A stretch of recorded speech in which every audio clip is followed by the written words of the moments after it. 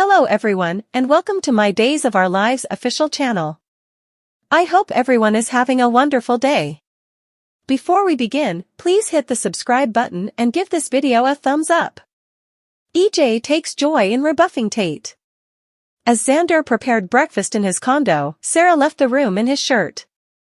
Xander stated, "I was going to bring you breakfast in bed." Xander hastily noticed that he would have thumped on Sarah's entryway first as opposed to bursting in on her in bed. "As a matter of fact, I could not have possibly disapproved," Sarah said. Xander got some information about Victoria, and Sarah affirmed that the child had stayed asleep from sundown to sunset. "No fever, nothing. She's improving," Sarah said. Sarah expressed her gratitude to Xander for letting her stay overnight. "After the entire fever alarm the previous evening, and me moronically not having any child amphetamine available," Xander said. Sarah chuckled. "It's acetaminophen," Sarah revised. Xander said thanks to Sarah for her assistance. "Particularly since I destroyed your New Year's Eve plans," Xander said. Sarah pondered her 12 p.m. kiss with Xander. "I wouldn't agree, demolished," Sarah said. Xander began to apologize for having been excessively forward, yet Victoria began to cry in the other room. At the point when Xander got back with Victoria, Sarah had completed the haggis early lunch that Xander had arranged. Xander said something about scones, and Sarah seemed confused by Xander's elocution. "I really do concede that I truly want to believe that she gets your highlight," Sarah said with a chuckle. "I was somewhat trusting she'd take more after your side of the family," Xander said. Xander let Sarah know that he adored her and Maggie and their intonations. "I like every little thing about you, in all honesty," Xander said. Sarah became flushed, and she stammered that she expected to get dressed and pack Victoria's things. "It is my night with her, as you most likely are aware," Sarah said. "Right. How is it that I could neglect?" Xander murmured. After Sarah dressed, she kidded about her stroll of disgrace outfit. "Your walk of shame outfit is very becoming," Xander said with a grin. "Not that I've at any point seen you look everything except delightful, regardless of what you wear or don't wear." Sarah grinned apprehensively, and she proposed to assist Xander with the dishes before she left. Xander declined. "Prior, when I was putting Victoria down, I really wanted to feel that now that Chloe's moved out, that there's an extra room," Xander said. "For Victoria. You're making it into a nursery," Sarah said. Xander reminded Sarah that she had dozed on the grown-up size bed in the nursery.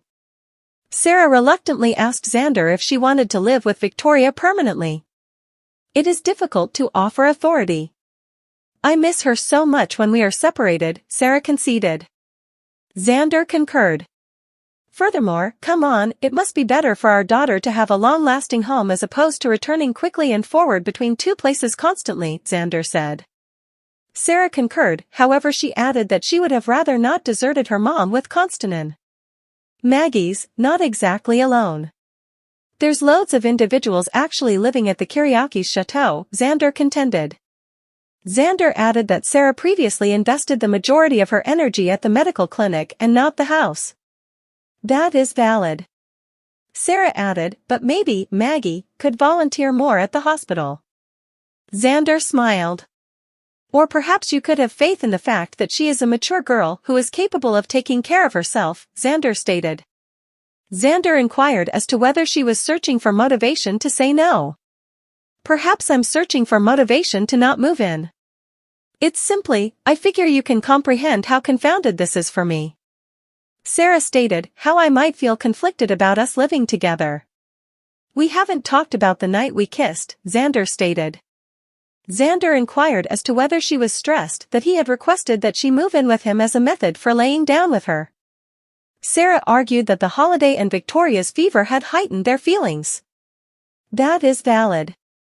But on the other hand, the facts really confirm that I've needed to kiss you for quite a while," Xander conceded. "I needed to kiss you, as well," Sarah admitted. "I could tell," Xander said. Xander and Sarah snickered. After a second, Sarah made sense of, "Our kisses are all astonishing." I'm frightened of going excessively quick and falling only frantically enamored with you once more and thinking twice about it. Xander guaranteed Sarah that assuming she moved into his loft, they would be flatmates and co-guardians. I would regard your limits. What's more, I'm certain you would regard mine, Xander said. With a laugh, Sarah asked Xander what his limits were. You ought to never under any circumstance eat something from the refrigerator that I was putting something aside for myself, Xander said. Xander additionally asked Sarah not to lose his telephone while cleaning. What are your limits? Xander inquired. Sarah proposed to make a calculation sheet. That would be useful, Xander said. Xander inquired as to whether she had a response. I'd try it out, Sarah said. Xander radiated. Xander said, I really hoped you would say that. Xander ventured into his pocket, and he took out a bunch of keys. Welcome to your new home, Xander said. After working at the hospital on New Year's Eve, Tripp went back home. Wendy was pressing for the move, and she noticed that Tripp could make up his non-attendance to her when they showed up in Hong Kong. Wendy stated, we can celebrate Lunar New Year together. Wendy informed Tripp that the Salem PD had conceded her a time away.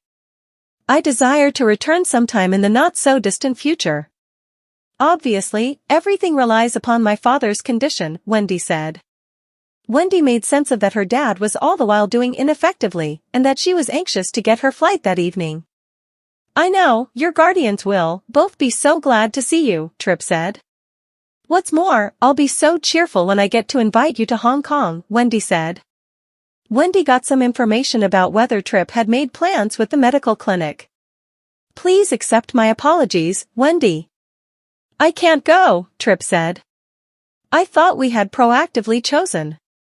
You were the person who needed to go with me, Wendy said. Tripp made sense of that everything had changed.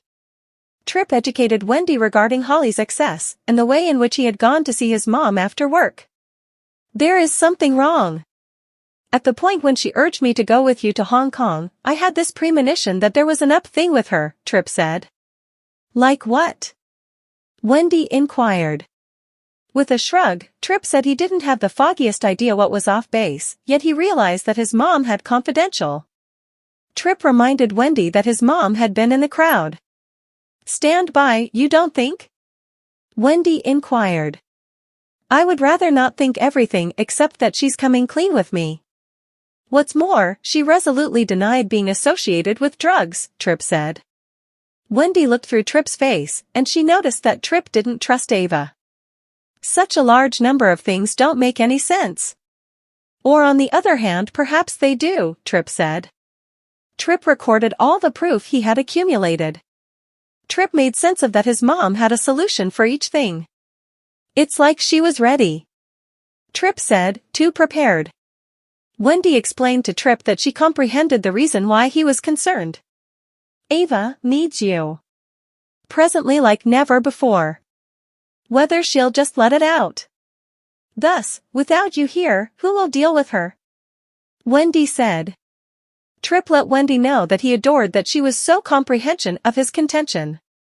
That is on the grounds that I know you and I love you, Wendy said. I am so grieved, Tripp said. With tears in her eyes, Wendy said she was disheartened, however, that she regarded that family meant a lot to Tripp. In the same way that I now feel like I have to care for my parents. I realize you feel the same way about your mother, Wendy said. Is it safe to say that we will attempt the significant distance thing? Tripp inquired. Wendy said okay, and she recognized it would be hard. We both know that once I leave and we're isolated by seas, it won't be something very similar, Wendy murmured. I get it will not be, Tripp concurred. Wendy let Tripp know that she maintained that him should be blissful. I would rather not hold you up on the off chance that you meet another person. I don't anticipate that you should hang tight for me. I truly intend that, Wendy said. Tripp said he comprehended. I wouldn't need you hanging tight for me either, Tripp murmured. Wendy teared up.